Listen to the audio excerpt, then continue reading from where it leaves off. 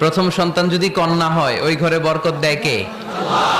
কিন্তু আমরা অনেকে কন্যা হলে খুশি হতে চাই না, আছে না নাই? এগুলো জাহেলদের স্বভাব, জাহিলিয়াতের অভ্যেস। ছেলে হইলে অনেক খুশি, এলাকার সবাই মিষ্টি খাওয়ায়। মেয়ে হইলে চেহারাটার বাংলা পাসের মতো এরকম করে ফেলায়, আছে না নাই? না, ছেলে দেয় কে? মেয়ে দেয় কে? আবার ছেলে মেয়ে দুইটাই দেয় কে? আবার অনেককে ছেলেও দেয় না, মেয়েও দেয় না, তিনি কে? এজন্য ছেলে মেয়ে এটা আল্লাহর দান। যাদের সন্তান হয় না তারা জানে এটা কত কষ্ট।